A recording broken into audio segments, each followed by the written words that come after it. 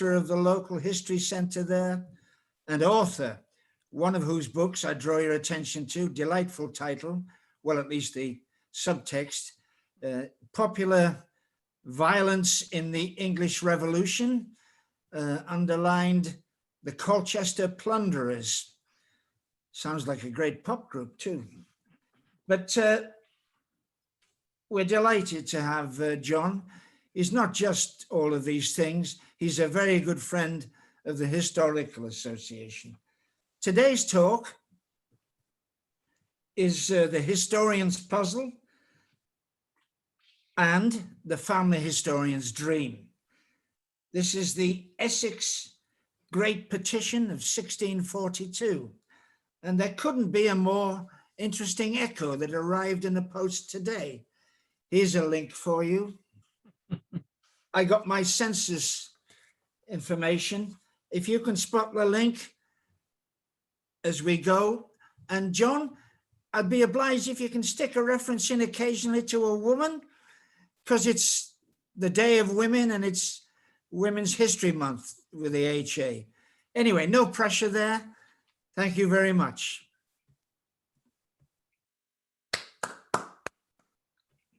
Okay, well, thank you very much, Ian, and thank you very much to the members for inviting me, and a wave to all of those names that seemed familiar, and some of those faces that I well remember. I'm going to try and share my screen, and hopefully, if I've got things working as I want them to work, and of course I haven't, you just have to bear with me for a moment while I try and get myself somehow organized again.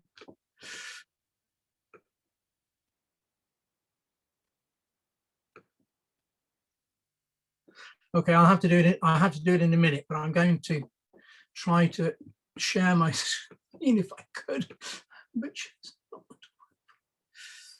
Okay.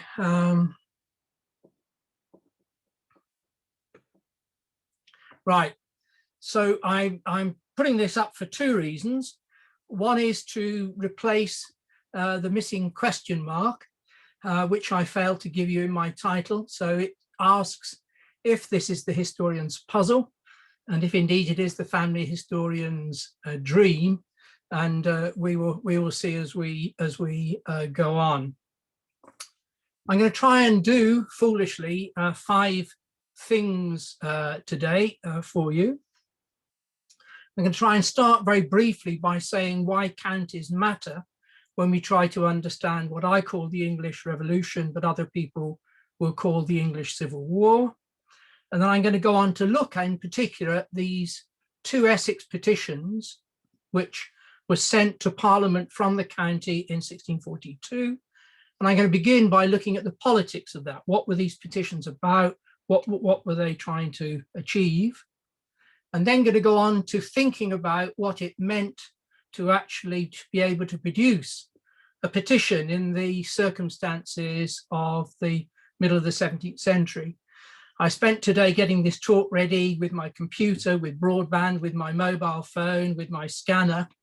And I hope you keep in mind that this is a petition from the county without any of those neat devices.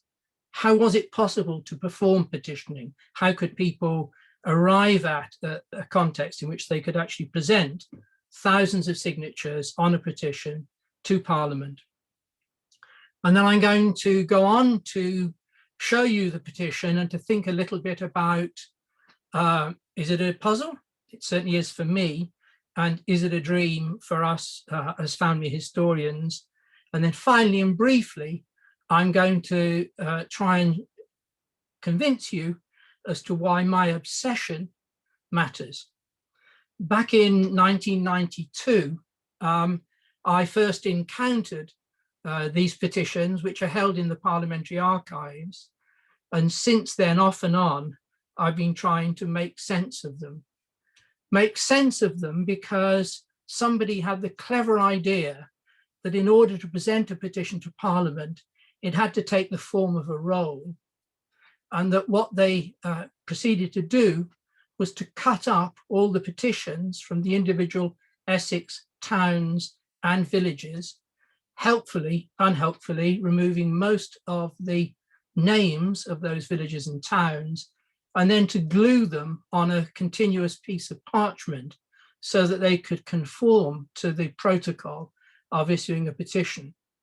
And since 1992, mostly on my own, but sometimes with the help of one of my research students, and again with interested colleagues, I've been trying to solve the puzzle, to reconstitute the petition in a way that would allow us to use it, either as historians, as local historians, or indeed for family historians. There are two petitions, one to the House of Commons, one to the House of Lords. The House of Lords has 1,000, just 2 signatures short of 1,000 signatures. And in the House of Commons, impossible to count for reasons I'll get back to, there are some thousands of names. Let's begin then with that first theme about why counties matter when we try to understand the English Civil War, the English Revolution. Well, beginning at sort of shortly after the middle of the 20th century, historians went back to the counties to try and understand the politics of England in relation to the counties. And for a long time, the dominant view was that politics in the counties, in as much as it could be said to be politics, was about provincialism, about localism, and in the context of the Civil War, often neutralism.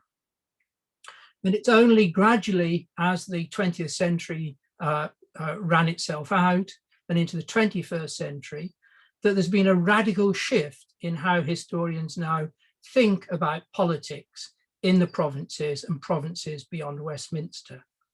And for a whole variety of reasons, which I won't go into here, there is now an argument that the counties matter because it was in the counties and in their local communities that ordinary men and women experienced the politics of the 17th century.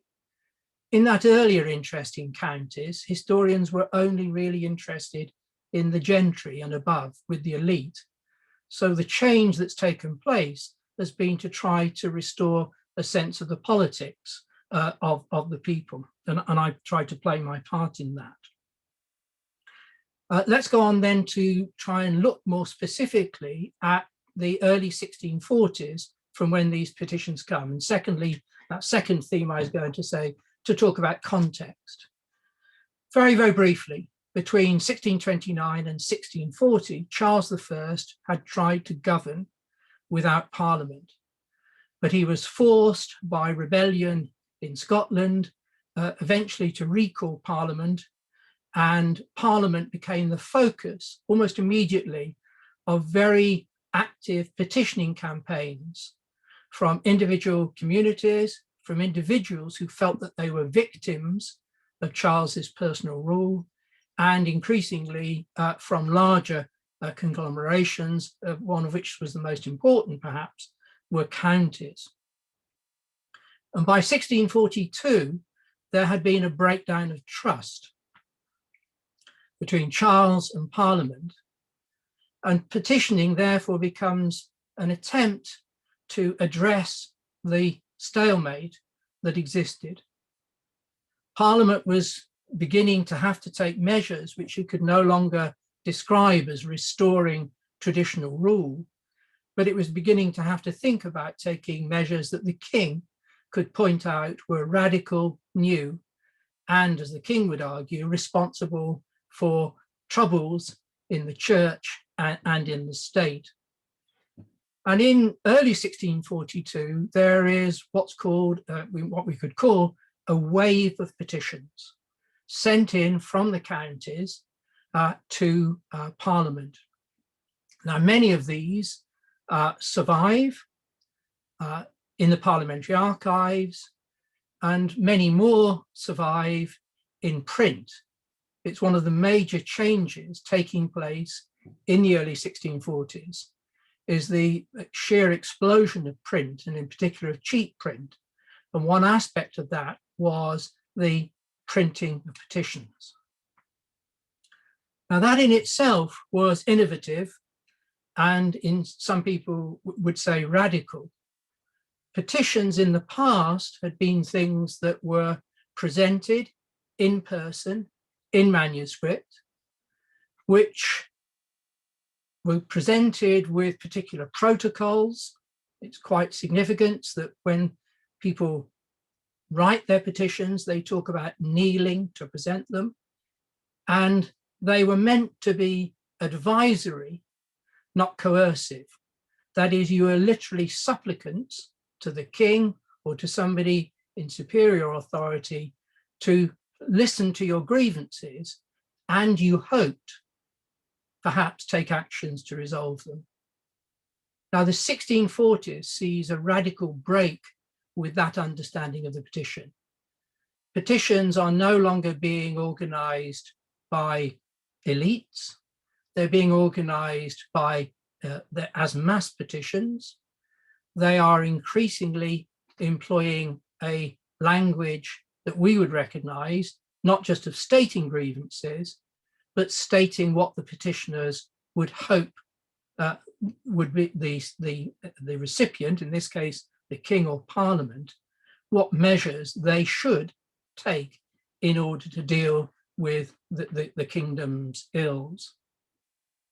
Now that gives rise to an interesting debate amongst historians about whether these petitions can be taken to be representative of popular politics, of popular political opinion, or whether they are what some historians would call parrot petitions. That is, they're simply parroting back to Parliament what itself wanted the people to say to them. And there's a continuing debate, and you probably won't take you long to realize where I position myself in that debate. So here we've got two petitions from Essex, in fact, three, as we'll see in a moment, which are presented to Parliament in January 1642.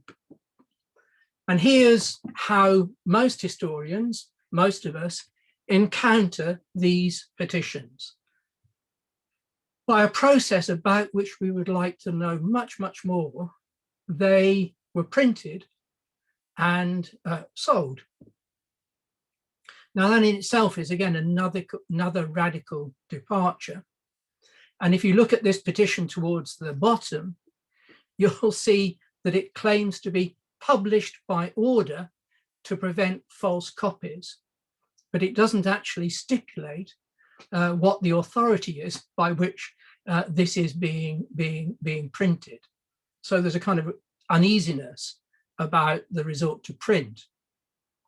And what if we read the title, it says these are three petitions, the one of the inhabitants of the town of Colchester, about which more a little later on, and the other two of the county of Essex.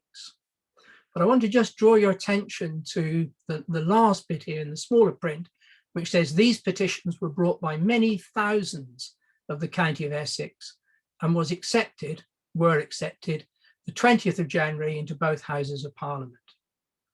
So in January 1642, Essex presents one petition to the House of Commons, and it presents one petition to the House of Lords. And this contemporary woodcut, I think something of a sort of, well, it has its problems, tells us that the counties were coming to London to petition Parliament, and they're carrying on their staves on horseback. You can see these little papers waving.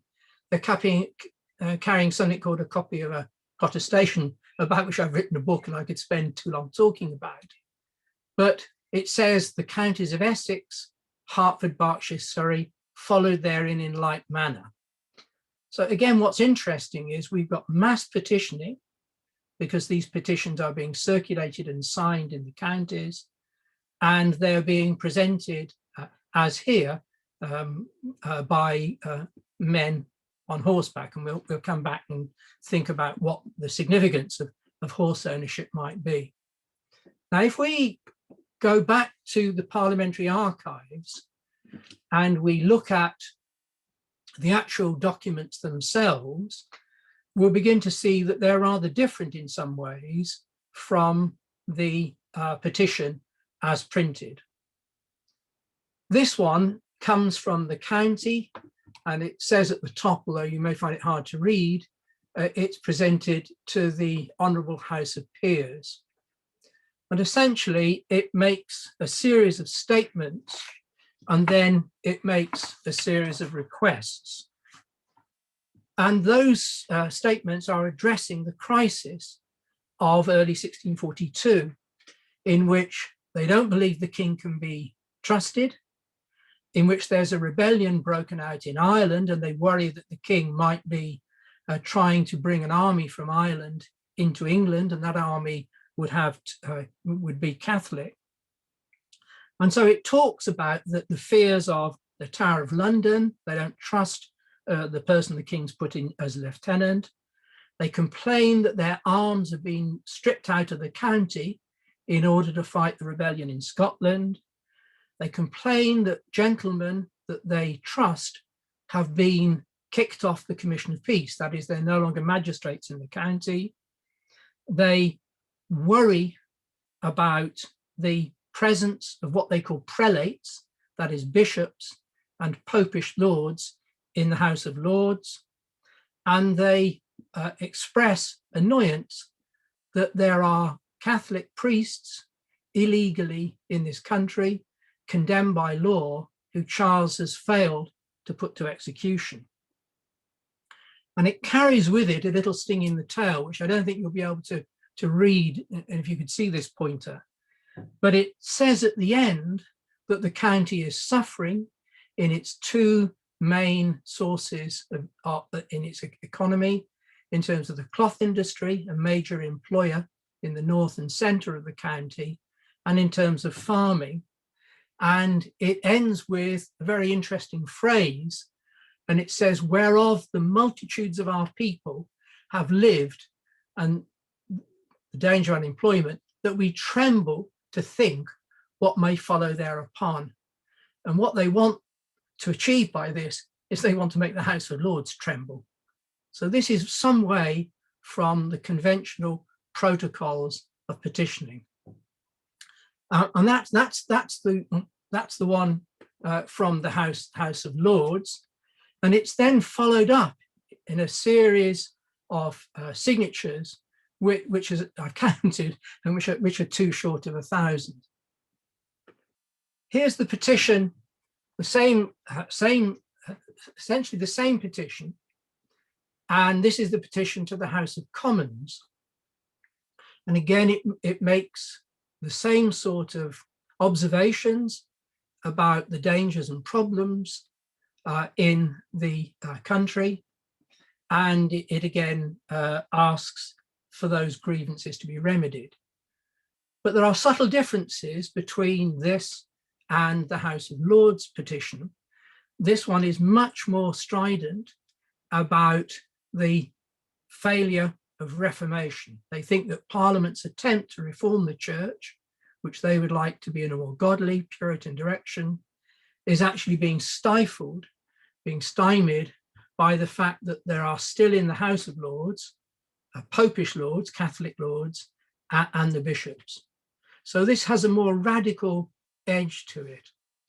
And then you can see that underneath, not unlike the petition to the House of Lords, that there are a series of signatures. So 2 petitions. We don't know whether that from Colchester was presented. We don't know whether the Colchester position was folded into these 2 petitions. And if everything was like this, both historians and family historians would be very happy. Leaving aside the small area that's green here, this is deep in the body of the petition to the House of Commons, and very helpfully, Stephen Marshall has written his name at the top of this petition, and we're able to identify it as Finchingfield. Interestingly, in this little purple dot to the bottom, a contemporary hand had counted the number of names, and so we're able to get a snapshot of Essex of Finchingfield in 1642. Stephen Marshall was one of the leading Puritan ministers in England in the early modern period. He was important in linking the county to Parliament. He was an important figure who was very often to be found preaching in this period outside of his parish, both to Parliament itself, but also in many of the surrounding towns and villages. He's a key player, we might say, in the politics of 1642. Now, if everything was like that, many years ago, I would have finished my research and I would happily have gone on to do something different. But over here, highlighted under this green rule, we have a long list of names, many of them signatures, and no idea that without beginning to do some homework. But if we look at the top here, we can see that the first name, and thinking about Stephen Marshall in Finchingfield, is in fact a minister, and so we can identify that parish. So it would have been a dream if really most of the petitions weren't like this. So if you look at this sheet, and if you look carefully, you can see that somebody has glued this area here, has glued a list of names, no identification, onto this top sheet of paper, and that somebody has then glued that sheet of paper over a bottom sheet of paper with a whole series of other names. So the desire to conform to protocol meant that they created for us a giant puzzle. It's worth comparing that with the one to the House of Lords. Now, this one is consistently neater in the way that this sheet shows you. Names take the form of continuous columns, and the implication is that these are people who have signed up and signed their names. And we might be encouraged to think that because over here, highlighted, we have two people who have actually gone on to show us, to describe themselves of particular places, so that we might think of this as being a statement of the county. But the reality, again, as we'll discover, is that the House of Lords was also a sort of put together a composite column. So the reality is that we have potentially something enormously valuable. We have something that would give us thousands of names, that would ground those names in particular places, and we might be able to do all sorts of interesting things with them. And I spent a good deal of time over the years trying to identify particular places. And there are various procedures which I follow to try to make this possible, but they're extremely laborious and very time consuming.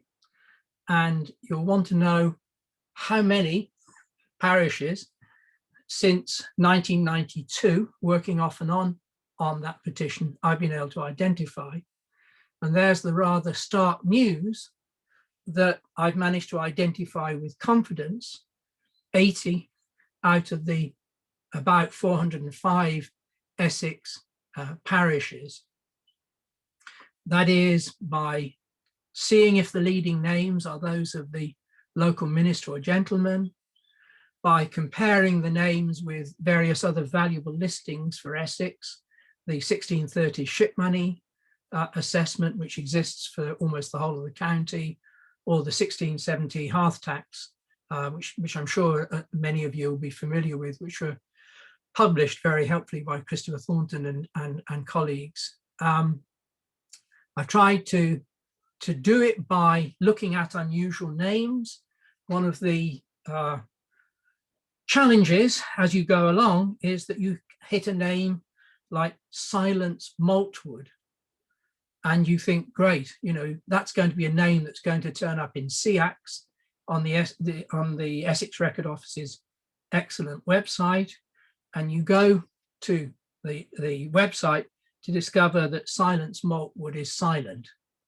That is, that for people who are relatively humble, that their chances of appearing in the county lists on SEACS are limited, unless they're criminals, perhaps if they're officials, but property is one of the major drivers of the names that kind of exist on SEACS.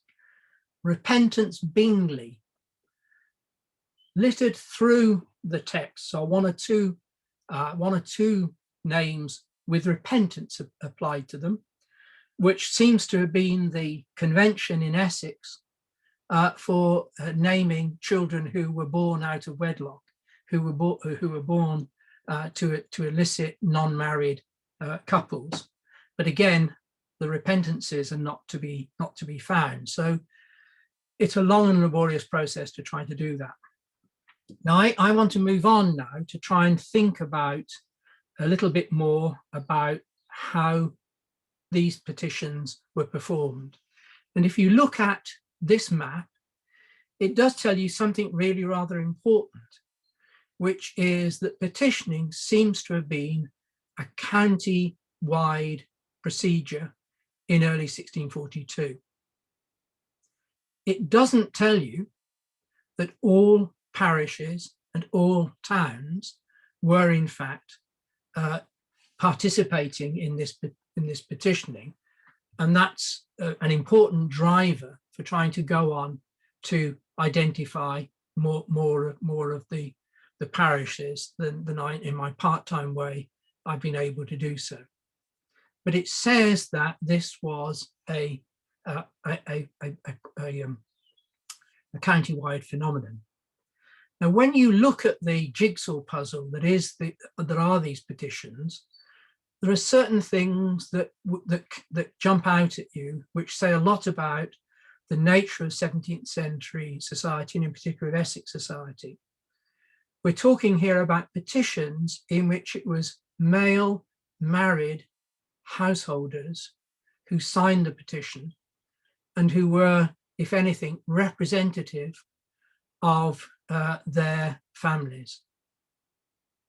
Still interesting, because many of those people whose names are recorded are not capable of signing their names. They're people who we must assume came from the dark village, who were part of the poor, part of those who had not learned, may have been able to read, but hadn't been able to write. There are one or two, Ian asked me to talk about women, and I'm happy to do so. There are one or two widows to be found, but they are very few in number. And perhaps interestingly, they come from the Puritan clothing townships. But again, looking at the little glimmers that you get between these stuck-on names, you get a quite striking sense of how this petition was organized. It was organized locally. It was taken in the church. The names were originally attached to a copy of the petition, and it looks, by a slight reference to the first or the second petition, that people might have been invited to also sign the petition to the House of Lords, although notice only 1,000 people, as opposed to many thousands, signed the House of Lords petition. Interesting work has been done for Earl's Colne, an Essex parish, which you may or may not be aware of, has had thousands of research council, thousands of pounds worth of research council money poured into it. And it's possible to look at the names and the ordering of the names once identified on the petition, and to see that they literally offer a map of where people sat in the parish church, with the wealthy, long-established families in both the north and south aisle appearing at the top of the petition, and those who were marginal and poor falling towards the bottom of the petition. A stray date can be found, and that suggests, quite interestingly, that this petition was taken in January. But if you remember the original printed version, it was presented to Parliament on the 20th of January. So in this world, without mobile phones, without broadband online access, not only was it possible to organise a county-wide petitioning campaign, but it was possible to organise it, to collect those local petitions, to have them presented as a roll, and to have them presented to Parliament. So who's doing this? Who are the people who are kind of key players? And I think we've got some clues to that, which we can, again, if we just return to look at these. If you can look at the bottom of the petition to the House of Lords, for those of you who know 17th century Essex or know about Essex families, quite a lot of these names leap out at us as leading county magistrates. But they are magistrates who are going to be noticeable for their support of godly reformation and for support of Parliament against the king. There are some striking absences from these names. Now, that might be what we might expect, but if we were to do this, and Graham Hart, who is himself working on petitions, a former doctoral student, Dr. Hart, has compared the signatures on this opening page of the House of Lords with the opening page of the House of Commons. And something very intriguing turns up, which is there are people on that opening page. This is the most significant place to find your name, who are not county magistrates, who would not generally be known to us, but turn out to be tenants of the Earl of Warwick. Now, I know that Christopher Thompson is sitting amongst us, and he is the historian on the Earl of Warwick, and has been very helpful to me in suggesting that this was not just a pro-Parliament, a pro-Puritan Reformation petition, but it may well have been a petition which is being organised by the Earl of Warwick and his allies, his officers, and his tenants. And although there's more work to be done on that, and perhaps also to be related to the map I showed you, that's very suggestive, I think, of the politics behind the petition. This is a sort of godly, Puritan, pro-Parliament petition coming out from the county, and doubtless with some coordination with Essex's representatives in Parliament.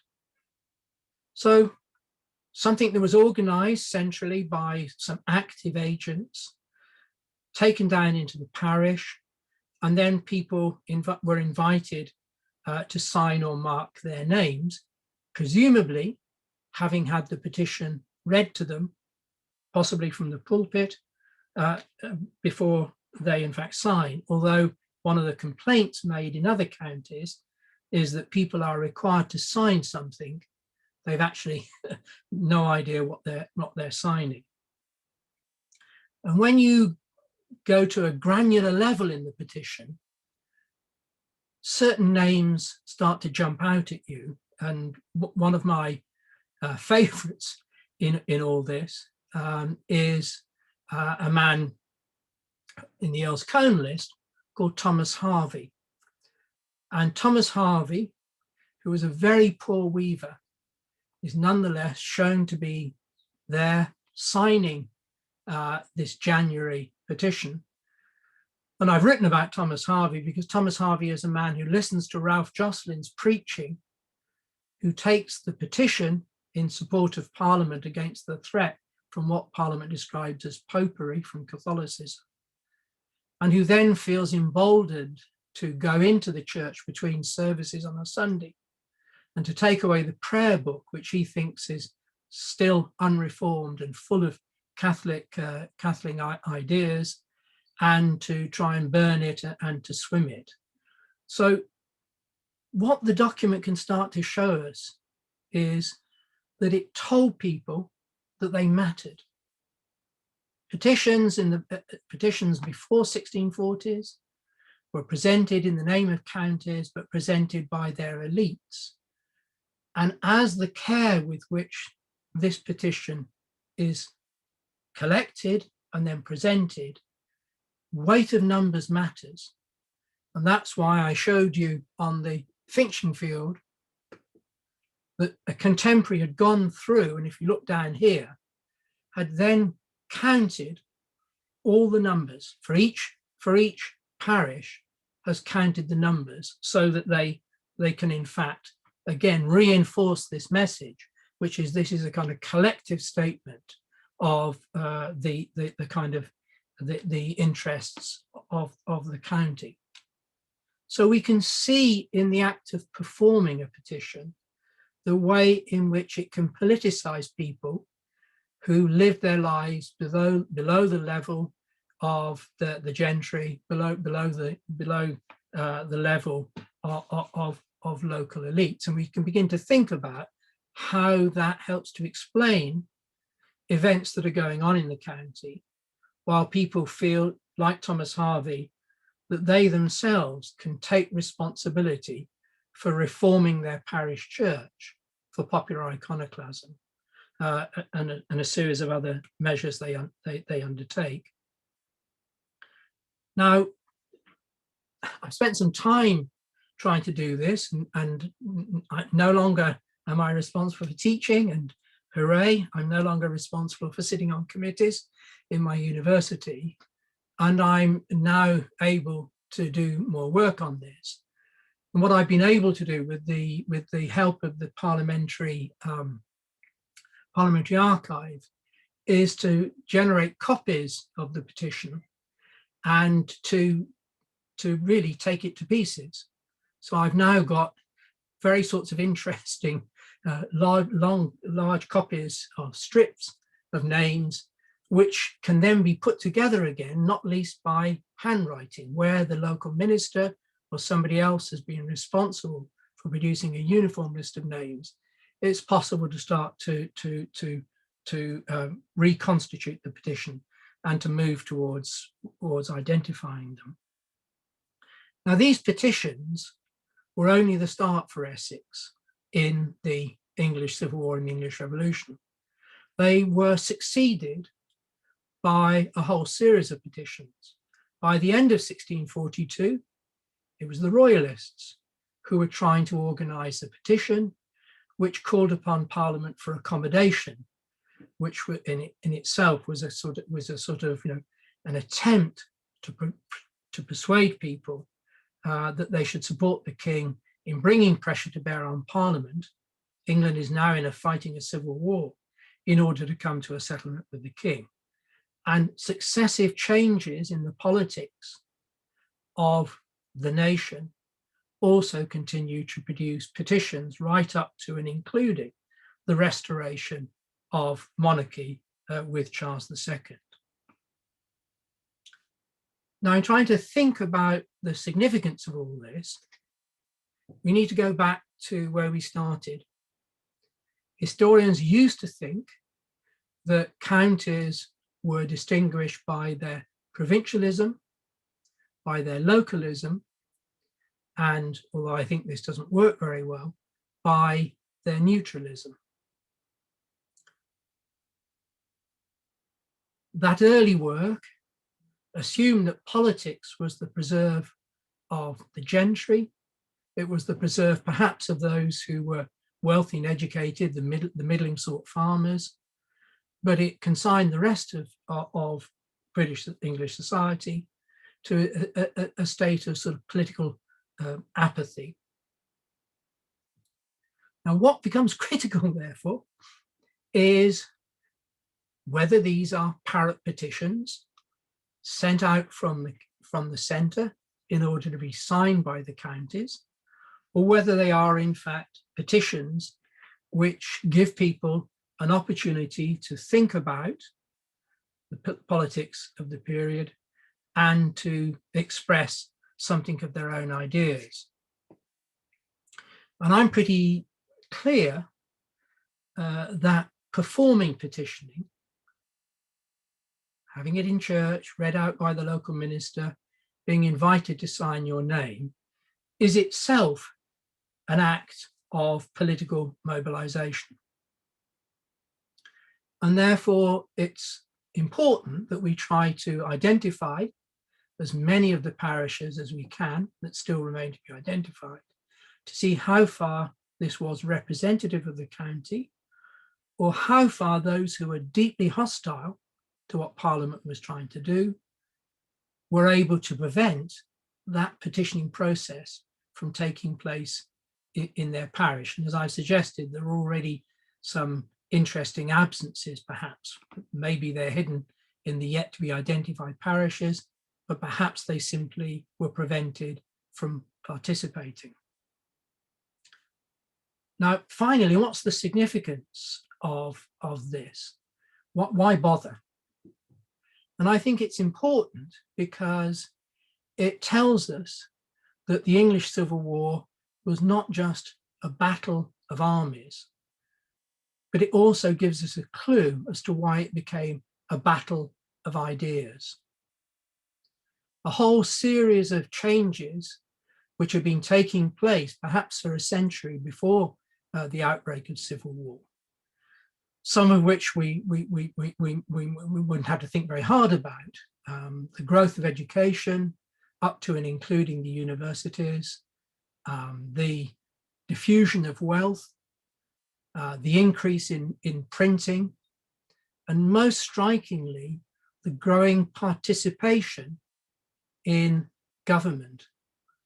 The fact that many people in the counties, in their local parish, were necessarily active in ensuring the good administration of the realm.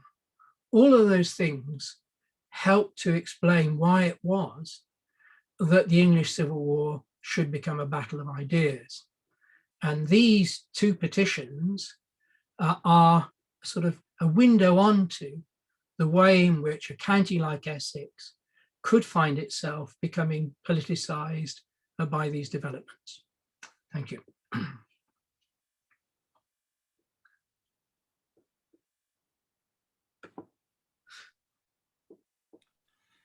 Excellent, John, excellent. You have given us what we love in the National HA and in local branches, the meeting of a practicing, researching historian with us who are interested locally. Fantastic. Andy, can you take over and organise our questioning, please? Yes. So far, two people have said something in chat. Well, the first one is really more of a statement from Christopher Thompson, is it? Yeah, no, I'm happy to recognise that it was presented, but I'm pretty much sure that Colchester's names are included in the petition from the county, which is itself something very interesting. There's a question from Ruth Hearn. This is fascinating. I'd like to use this as a source in the classroom. Where can I find a summary of the complaints within the petition? Thank you.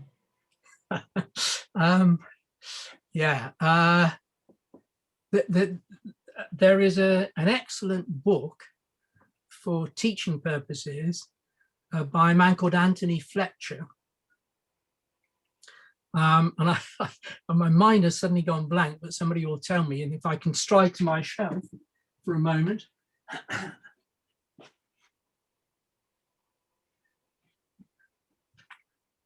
There's a book by Anthony Fletcher called The Outbreak of the English Civil War. And it's written by a very distinguished historian who had, in the 1970s, begun a project to collect all the petitions and to have them published in a series of volumes. And very sadly, the finances of the publishing house collapsed and it never happened.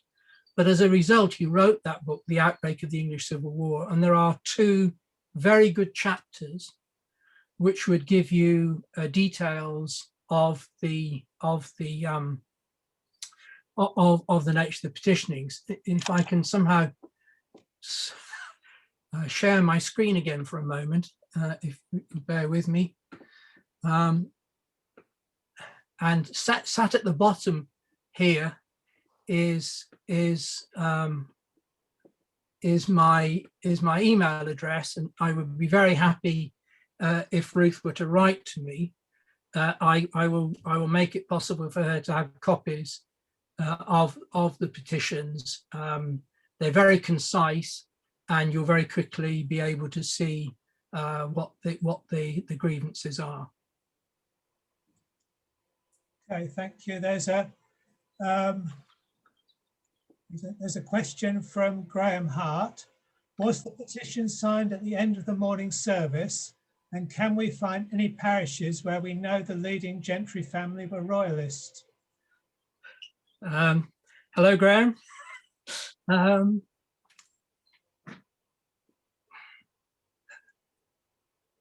answer to the first is we don't know.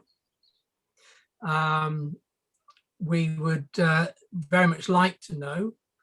As I suggested, the Earl's Cone study, which was done by a really interesting book by an Australian historian, suggests that the church was the place within which the signing took place. And I think that's very logical. But we don't know. I mean, I would say, John, that January is not a very inviting month to be hanging around in the church for very long. No. And you do want to get as many hands as possible. So Yeah. it's probably no good saying come on Wednesday evening. Yeah, I'm sure it is. I'm just being, overly careful at the moment, because I'm aware that I haven't shown you the most difficult places to identify are the very large towns or townships. And there are some lists of continuous lists of same parish or same hand where uniform hand is taken. And as we know with the protestation, another document from this period, that in very large London parishes, some people signed on the Sunday, but then they were told they can come back to the vestry on a Tuesday or a Wednesday, and they can continue to sign. And the second question is, I would love to know, are there parishes where the gentry are royalists and which don't sign? Cressing Temple, where Henry Neville was, the squire, is an obvious example of this. I've yet to find any evidence, but it may still lie hidden within that. And there are other places where we know there to be gentry who are more likely to support the king. And that's why, as you know, Graham, because you've done your own work on the Cambridgeshire petitions, it does make it important that I get on with this and try to identify as many of the parishes as I can. Thanks. Sorry. It's a question from Sue saying, I'm a trustee at Rayleigh Town Museum. Is there any mention of Rayleigh? So I could hold it up to you, but you're not going to be able to see it. But for Rayleigh, we have 117 names, some of which are signatures and some of which are marks. And since the contemporary hand, if you remember, each parish has a count, we know that we've got the whole of the parish of Rayleigh, or that is all the adult males who were present and able to sign, signed that. For Rayleigh, additionally, and very, very excitingly, we also have the protestation. I should say the protestation is a document produced by Parliament when it fears that the king in the early summer of 1641 is likely to invade Parliament and by force suppress Parliament. It produces a document called the protestation, which it requires people to swear to, starts by saying, I, John Walter, in the presence of God. So this is an extremely, for 17th century political culture, to be required to take an oath. And again, if you were poor, to be invited to take an oath. Quite excitingly, I found when I wrote the book that many women also signed this. And in some parishes, we know, because the minister complains, the women said they want to sign it. And, you know, they're effectively apologizing. I'm sorry, I'm sending you women's names. And we know, more interestingly, yeah, great. And more interestingly, we know that the protestation was signed not just by adult married males, but it was also signed by all males who are over the age of 18. An extremely significant date for Parliament, age date for Parliament to choose, because that was the traditional age for military recruitment and mobilization. And there's some argument that the protestation might have been the basis for military resistance against Charles I. Now, if we go back to Rayleigh, it's a long diversion. Only 60 people signed the protestation in Rayleigh, compared to 117 who sign or mark the petition. And there's a very intriguing question. What's going on there? Have people seen the protestation as a more radical document? Are people now less willing to sign something? It's one thing to sign a petition. It's another thing to be invited personally to take an oath before God about defending Parliament. So again, if you were to, is it Sue? If Sue were to email me, I can probably take a photograph of the Rayleigh return, and I can let you see it. But obviously, it actually is copyright to the Parliamentary Archive, and if you wanted to do anything with it, then you would need to write to them and to get their permission. I should say that the Parliamentary Archive itself has been running a project on Parliament and the people, and it's identified petitions to Parliament as being of particular interest to them.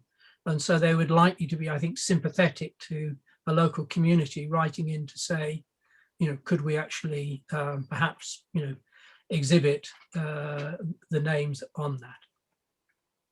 Thank you. There's a question from Anne Grimshaw. You made a reference early on to horse owning and its significance. Could you enlarge upon this, please? Yeah, thank you. I started by saying that there were protocols about petitioning before the 1640s. And the assumption there was that if petitions were presented, that they'd be presented by representatives, that is by the MPs or by the leading aristocratic figure or the leading gentry families in the county. And what that woodcut showed you, if I can go back to this slightly romanticized woodcut,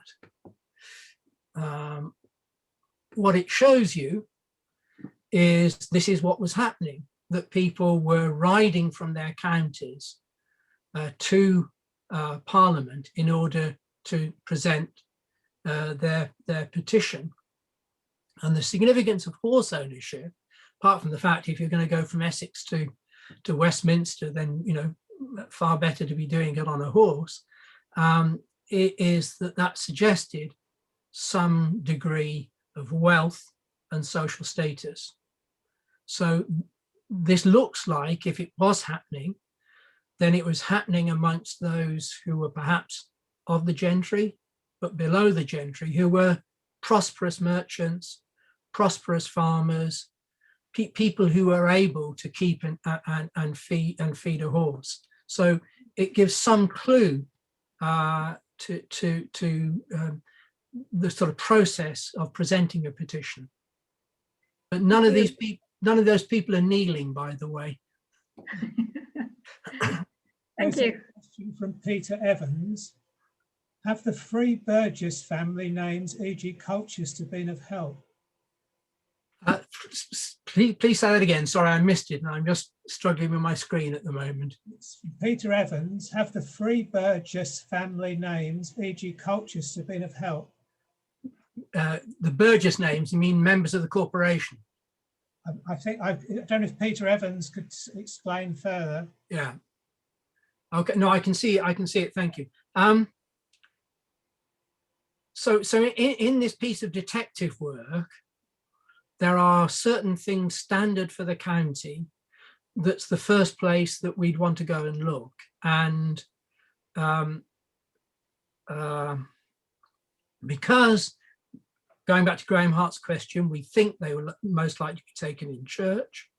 And because we know from Stephen Marshall that the practice was for the minister to sign their name first, then there's a man called Harold Smith, who, if you don't know him, is a hero of mine, who produced a book called The Clergy of Essex under the Long Parliament, who was himself a clergyman in Essex and did masses and masses and masses of work. And both his book, which you used to be able to get copies very easily in the county, and more importantly, sitting in the Essex Record Office, his edition of Newcourt's list of clergymen for Essex. He produced a typescript, 2 volumes of typescript. You can start by, if you're talking about identifying from names, then you're obviously trying to go and look for the clergy. As Graham Hart, who asked a question earlier, would know, it's very annoying that some clergymen have curates, and curates are usually anonymous, and they often do the job that the minister should be doing. And it's very hard to find many of these lists, which are clearly the start of a list of a particular place with a name prominently. It's incredibly hard, if they're a curate, to be able to identify that name. There is, for the county ship money in the 1630s, again, extraordinary lists of names that sit in the National Archive, which were transcribed. A copy of the transcription is in the Essex Record Office. And there was also little card indexes by individual names. If anybody wants a project, it would be extraordinary to actually put those online in type so that they could be easily consulted. And then you go to particular places, and that's where we get back to Free Burgesses. So I spent quite a lot of my life working on the history of early modern 17th century Colchester. And if you go to urban records, then you can start to find those kind of lists. The trouble is that there are only a certain number of first Christian names that people thought to use in the 17th century. So if you're called John, as I am, and now a very rare name amongst students I teach, then the problem is there are too many Johns. And if you're Thomas, even worse. I mean, one interesting sidelight getting ready to give this talk was, I've seen almost no Charles. I'm really interested by this. Quite a number of Jameses, but no Charles. And obviously Charles is not an apostolic name. He's not part of the apostles. So you can get names, like names to the Free Burgesses, but you're going to need something else in order to take that particular, whatever it might be, Thomas Smith, and to be able to see whether that Thomas Smith is Thomas Smith of Colchester or one of the other 35 Thomas Smiths who can be found in every other bit of Essex. So very grateful for lists like that, but of themselves, they don't do the job.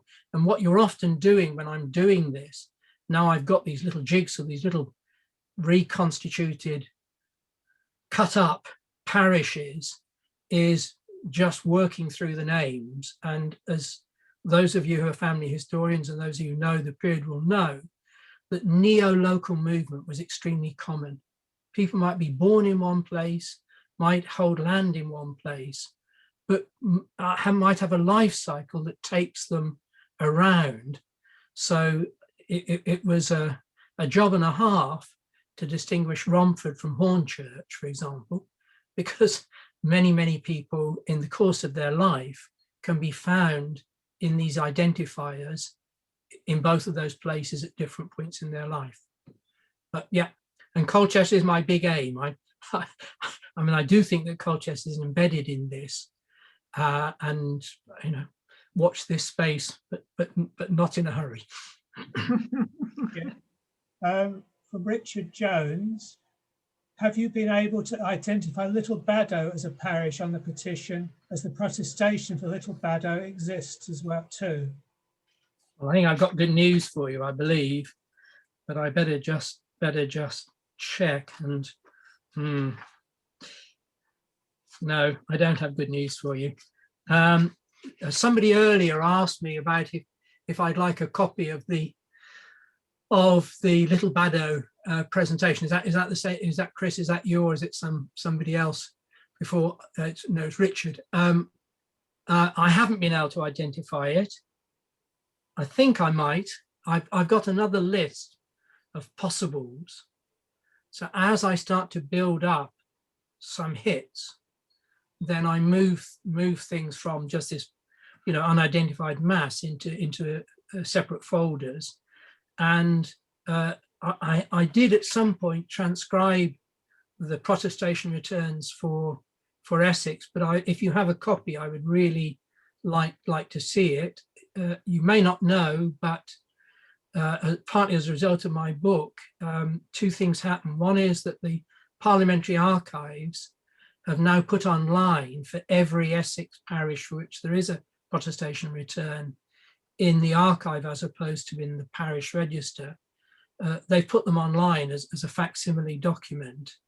And as a result of that, a group of historians in Cambridge are now working to produce a kind of national listing in which every protestation return should be available to us in modern transcription. And when I wrote my book and received Research Council funding for it, I argued that in fact the protestation should be thought of perhaps as Britain's first census. It's incomplete. We don't have it surviving for all counties, but nonetheless, I think I calculated there are several million names caught up in the protestation return, all of whom have a date and place assigned to them.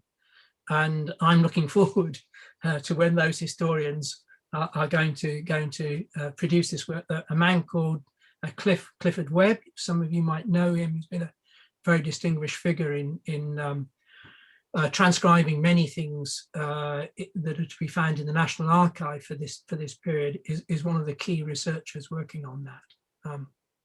But if I get Little Baddow, you know, and you send me your copy of the protestation return, we'll have a relationship, and I'll let you know. Thank you. The next question was, I wonder how Ingatestone's signed, considering the influence of the Petrie family. Yeah. Well, I'd like to know. We at the moment, I haven't identified many parishes where the local leading family were themselves Catholic. That's not to say that the parish mightn't have signed. And in fact, the Peter family are somewhat more, are less aggressive, perhaps, that might be a way of describing it. They're less aggressive than some of the other Catholic families to be found in Essex. But they themselves, of course, become targets for Parliament in particular. They have like other Catholics, they have their estates seized and have to compound for them. But that's one of the key questions. Those petitions which I showed you, I might be able to pull one back for you. Let me just see if I can pull it back. I've highlighted at the bottom of this, before the names, the final statement made. And two things interest me about it. One is on the first line, highlighted in red, you may not be able to read it very easily. It says that they are... You haven't shared your screen, John. I'm so sorry. I'm so sorry. Let me go back and try and, I can't share my screen. Thank you for telling me. Are we now shared? We are. Okay. Right. Are you there now? Yes. Thank you. So you'll see that this first statement says that they are according to our late protestation. That is, having taken this oath to defend the king, to defend the Protestant church, to defend Parliament, they're now using it to justify their petitioning. But the one that might chill you a little living in the 21st century is that they are saying that they, with their lives and their estates, and on this final line, they're going to defend the king, the state, against the enemies of God. And that's a chilling phrase, because that's essentially describing Catholics as enemies of God. And it might come to include those people who have been associated with Charles I's church. So it makes Catholicism in the county and what happens around the petition, as you rightly say, very, very important. Thank you. The next question is from Anne Grimshaw. Are there petitions like this for Lancashire? If so, are they in the Lancs Record Office in Preston? Would you like the good or the bad news? Both. Okay, well, the good news is not only are there many petitions for Lancashire, but they are some of the most detailed sorry, let me start again. I'm so sorry. For Lancashire, there are, if you're interested in lists of names, then forget petitions for a moment. Some of the most detailed protestations I came across are to be found for Lancashire. And so good are they that a young American scholar in the University of Cambridge is actually writing a PhD about these listings. The Lancashire Family History Society has had a long-term project to transcribe and publish those names. I have to say that when I was doing my research over some years and writing my book, I kept hoping, but I was disappointed. So I don't quite know where that project is yet. So if you have an interest in Lancashire and you have an interest in Lancashire places, then there are many petitions, and most of those are to be found in the Parliamentary archive, which is very good news for all of us under COVID restrictions, because as I've said, if you go to the Parliamentary archive, just Google Parliamentary archives, there is a very well organized website, and you can look at the actual returns it digitally reproduced there. And if everybody doesn't mind me jumping from my desk for a moment.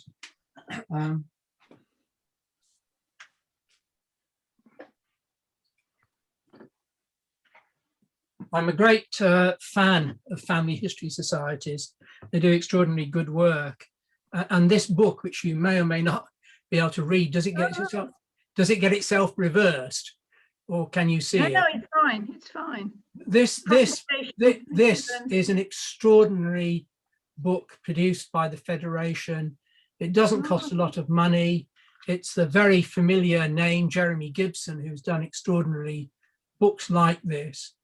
And it lists for every county the surviving protestation returns. It's not quite up to date. I found more in my research. And it also lists some of the other listings. The protestation wasn't the only oath taken. And if you can't grab this and email me, I can at least send you the details. But it was a Bible to me, and as I say, I think an extraordinary example of what family history societies can produce. As an aside, the finest edition of protestation returns is for Lincolnshire by the Family History Society there. Just amazing. Yeah. Thank you. Great. Good. Thank you. The next question is from Sue. Thank you for the Rayleigh information. Oh, sorry. Thank you. Next one was from Roger. Given its religious radicalism, does Braintree Parish appear? The good news is it does. So I've identified Braintree. The bad news is that the contemporary hand says that 526 signed, made a mark, and of those I've identified so far, I have 156 in one part of the petition, and I have another 180 in another part of the petition, and I've clearly got still to find the rest. These very large Essex parishes, particularly like Bocking and Braintree, clothing townships, generated very long lists, and whoever was doing this job loved them because they could cut them up and stick them and produce very large quantities of names. But as you rightly point out, that there are some parishes like Braintree where we know there was a strong association between the cloth industry and support for Puritanism, where we can often identify the ministers. And it's not unsurprising, I think, that we should expect them to appear, unlike perhaps the Nevilles of Cressing Temple or the Peters of Ingatestone. I have a sort of larger project behind this attempt to do what I'm doing at the moment. And it would be lovely to think that if we can arrive at a point where we do have parishes reconstituted, we might then think to think about the names we find there in relationship to the history of those particular parishes. And clearly Braintree will be an extremely important parish, and a parish that has really very good records in the Essex Record Office. So could do some interesting work there. Thank you. Next question from Jane Parmenter. Have you been able to identify any signatures from the parishes of the Rodings or Easters? I'm glad you asked that question because they're my nightmare. So I have, for White Roding, 35 names, all written out in a uniform hand. The working assumption would be that that's the hand of the local minister, or if not of the local minister, perhaps somebody important. Very occasionally, not only do you get the minister's name at the top of the petition, but you get the names of the church wardens. So you can see the way in which the parish's administrative unit is operating to secure the petition. And when I identified that particular group, around them I started to find other Rodings, but I can't yet conclusively show that I found all of them. So white I've got. Sadly, I can't give you the rest at the moment. Sometimes, infuriatingly, there was a little gap. And so whoever our happy scissor wielding individual or individuals were, they found a gap and they could then take a parish, snip, snip, snip a few names, stick it to fill the gap. So, you know, I mean, I try not to grind my teeth at those points, but. Thank you. The next question is, do you know if any of the Dutch inhabitants of the county signed these petitions, or was it restricted to English people only? That's a great question. And until this week, I couldn't have answered it. But in fact, for one of the Essex coastal parishes, there are a couple of names which are identified as being Dutch men. And so we must assume that they were somehow caught up in the trade. They may have been settled, but I don't think they were. And that they found themselves invited to sign. But that aside, I don't know. It will be interesting to go back to someone like Dedham. I haven't yet found Halstead. It would be very, very nice to find Halstead. That's going to be a long list, and to see whether in fact there are names there which again are of actually continental refugees who we know to have come and settled, or for that matter, Colchester. So a very partial answer, but yeah, a couple of names. Janet, you've got a yellow hand up. Is that, what did you want to ask a question? It says Janet's iPad with a yellow hand. I don't know if you were asking a question. I'm waving at Janet. You have a question? He's got to unmute. You have to unmute yourself, Janet. You'll have to unmute yourself.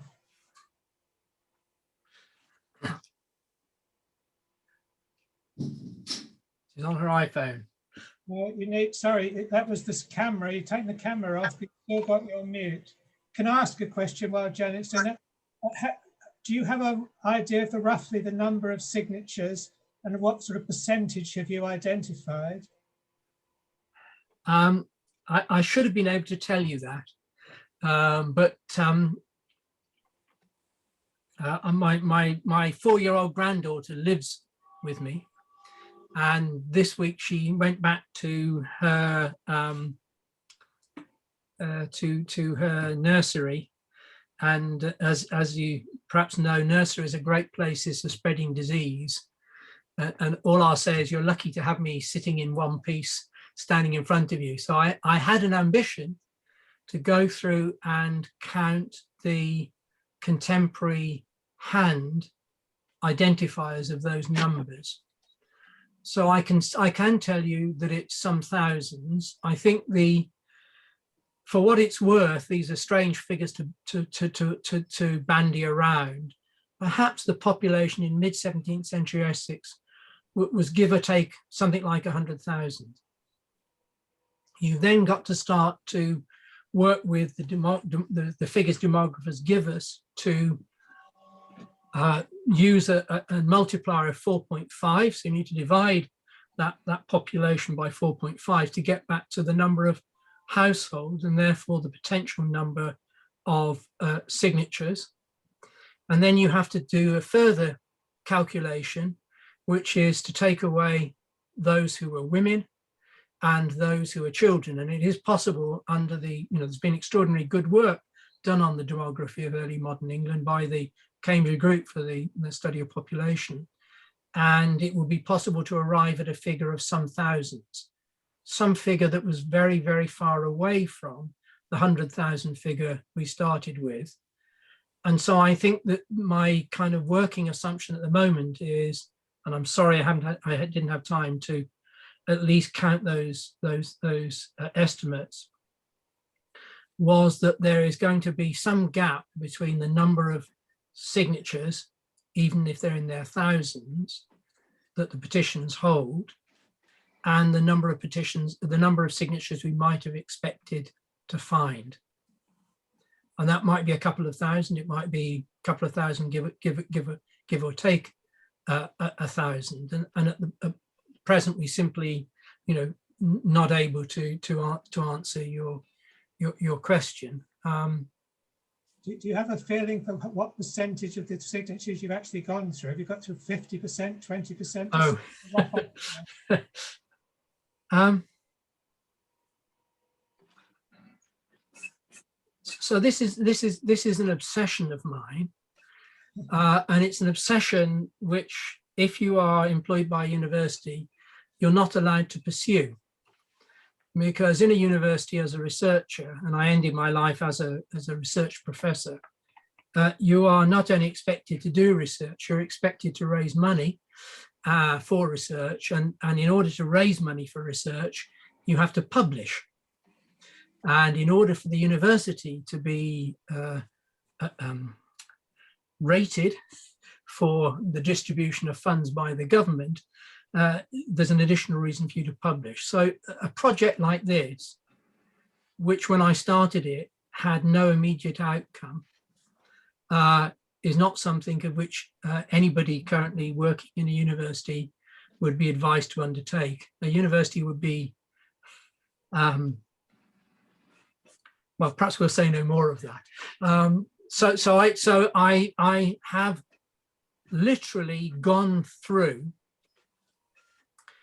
every one of those names at some point, but in terms of actively trying to identify those parishes for which I don't yet have anything I can pull on to identify it, I would say that I've done something like 40% in seriously looking at them.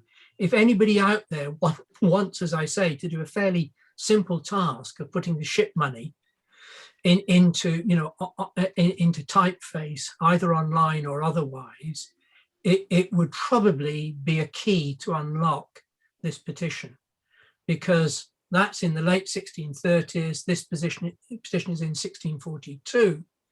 You would expect to get very quickly hits, which were to identify it. I mean, I should say, against myself and against what I said about universities, I do think that I'm at a point where we can start to answer some really quite important questions about, to go back to where I started, which is quite extraordinary, that ordinary men and women in Essex should be invited to sign petitions and to do so in their thousands. Thank you. Janet, your question. Thank you. I keep thinking of new ones now. I'll just start with what John just said about people in the. I've got people in the ship money, but not in the petition, and I've got 50 of them. But yeah, does that make sense? But it made me. Some of them might be. There's only 5 years. Is it between them? Yeah. Oh no, more than that. But anyways, the others, some of them might have died in the meantime, so it doesn't really prove anything. But well, it does, I think. I mean, I think it's a nightmare. I think there's probably 5 years maximum between those two documents, perhaps 5 to 6 years. And as any of you who've tried to do family history will know, or if not, you should know, that where we have surviving very rarely local censuses, usually conducted by and written down by the local minister, that in an alarmingly short period of time, many families kind of fallen out from that particular parish. Instead of thinking as this as being a largely immobilized society, in which people are born into a parish, work in a parish and die in a parish, we have to think of it as being a much more mobile society, in which certainly there was neo-local mobility, particularly driven by at marriage, but particularly becoming a servant, the experience for many men and women to do in this period. It wasn't upstairs, downstairs service, it was the fundamental backbone of a labour force. So apprenticeship or service would move people. And then for those of us who live in Essex, we have to think about a topological map in which London is always next door. So that large number of young women in particular would have been sucked into the service sector. So I'm not surprised, Janet, that there is an everyday movement of people between dates. And you discourage me slightly because I still think that comparing ship money and the petition would be a major advance. And why that's frustrating is we have to think about the fact that people could refuse to sign this. Oh. And that therefore, if some names are missing, if we go back to that example I was using of the protestation versus the petition for the other Essex village, if some names are missing, did that mean not that the people were missing, but that as the documents become increasingly less conventional, but as they become more clearly seen to be taking partisan political positions, did people decide not to sign? You'd have to be very brave, going back to what Graham Hart said, assembling in a church. You'd have to be brave to stand out from your neighbours. They are being represented. One of the things that these petitions are doing is not trying to represent public opinion. They're trying to actually constitute public opinion. This is the text. This is what matters. You sign your name. Yes, because that's another thing I was going to ask was the people hadn't signed, what would be their reason? Lots of different reasons. If you went to the coast, lots of people are away fishing. When the protestation returns are signed for the country as a whole, and they're signed for fishing communities. Very often people are described as being away. If we're down in Dorset, they're actually en route to Newfoundland. So that's a long absence, but there might be other absences to be found. In the summer, there are people who are, don't have property and who are harvesters and who are moving around. There's a sort of recognized, and so people are described as not living in the parish, but not being there because they're away for purposes of work. Right. But do they put their names down? They don't, by and large. I mean, that would be interesting, wouldn't it? Where we have a uniform hand, you have to be quizzical as a historian to say, did everybody who was present in church, and did they all raise their hand when he said, do we all agree we want to protect the king against this terrible threat from Catholics? Of course. Or did he just say, well, these people live in the parish? There are lovely things to be found in these names. So one minister actually alphabetizes his parish and puts all the families together. So was he just doing it because they'd all been present? He knew they'd been present and they signed. We have to be careful not to assume that a name appearing on a petition at a particular moment, and all these petitions, including the royalist ones, say very, very similar things. If you're a historian of the period, you can work out what they're really saying.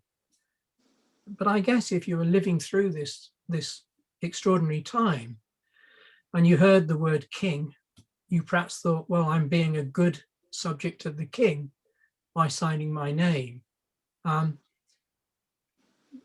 of the things that makes it more possible to see signatures as being important or names as being important is that cheap print, because there is increasingly a running commentary available to people through cheap print, which is telling them, don't sign that, it's against the king, or don't sign that, it's against Parliament. So there is a kind of running commentary which is kind of expanding the knowledge available to people.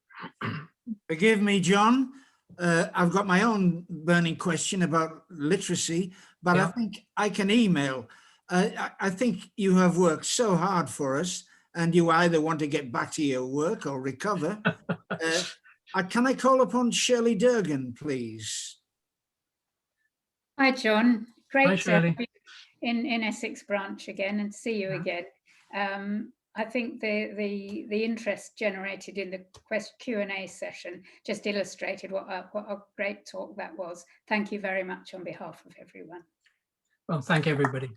Can I just remind people, if you missed any of the talk or know anybody else who'd like to see the talk, a recording of the talk will be available from early next week on our from our website or from our Twitter feed or from our Facebook page. Thank And you. before you all go, you don't have to retire right away. You can hang around. Some of our committee members will discuss with you anything that's come up.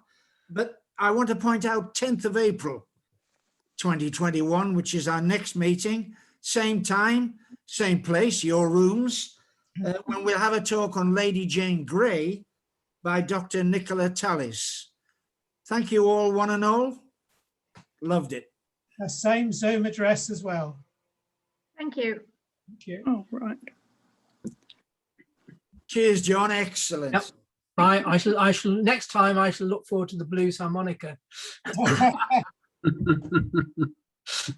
Well, thank you, John. It's nice to see you. Yes, lovely.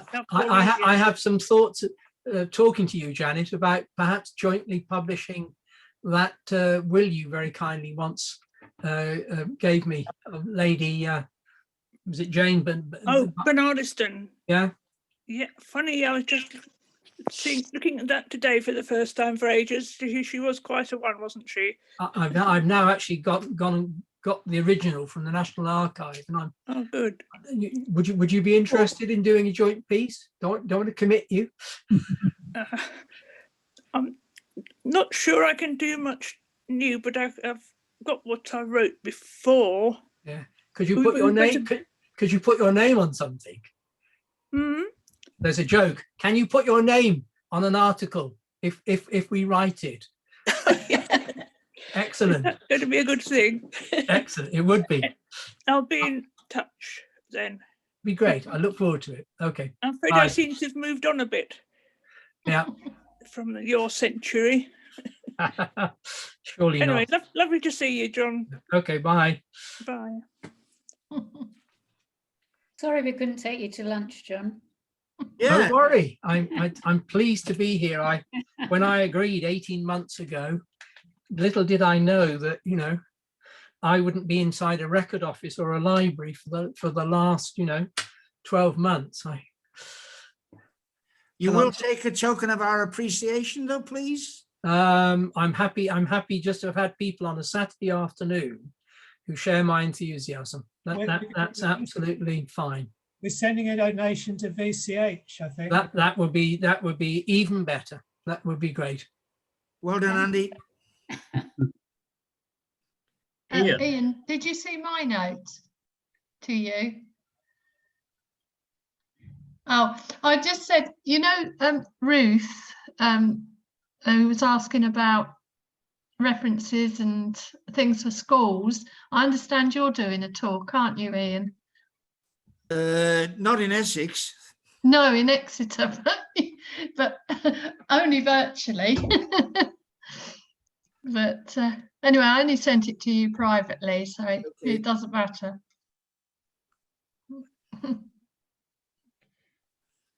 Ian, could I apologise for late arrival?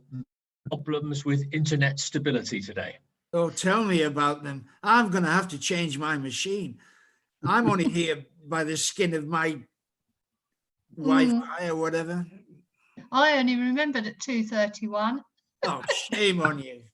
I was number 80. Okay. I was number 83. Okay. See you again, Paul. Yeah.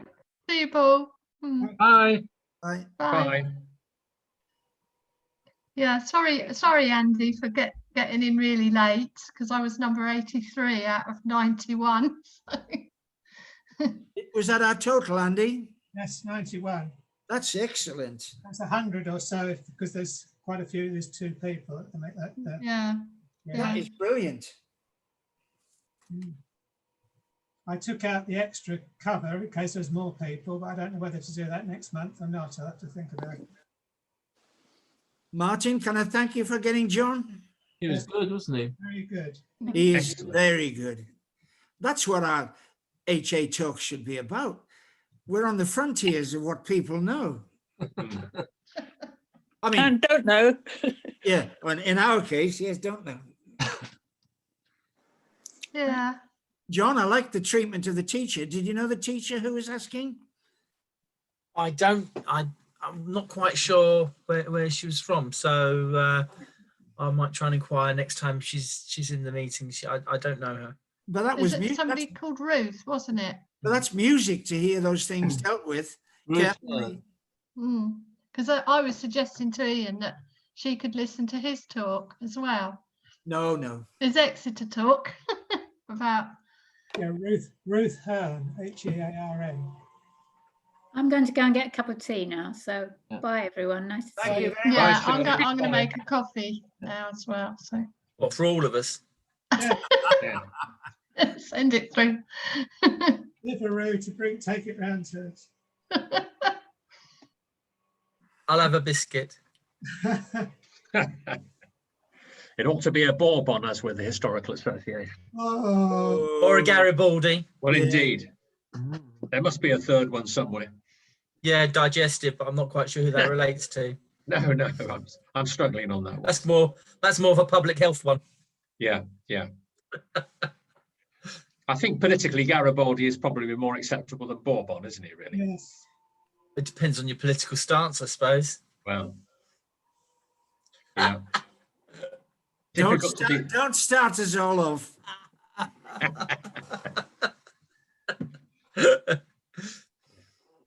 Right, Ian, I've got to go now, but it's nice to see you again. And you, He's gone.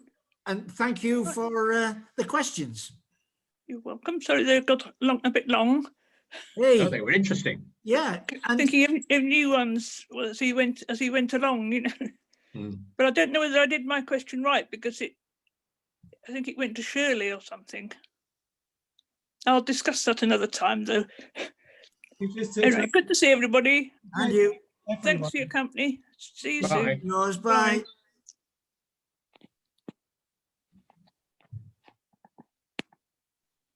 Hi, John. John Hannibal, good to see you. John, you're muted.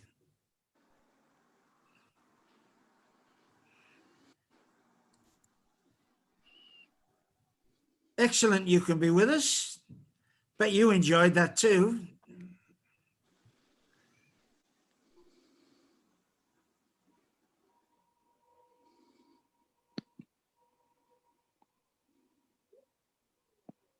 We'd love to hear from you, John, but you're still muted. Can you press the button at the bottom of your screen, please?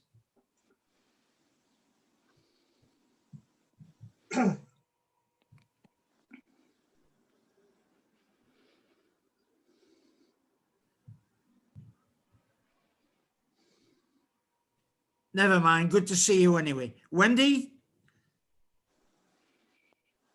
You there?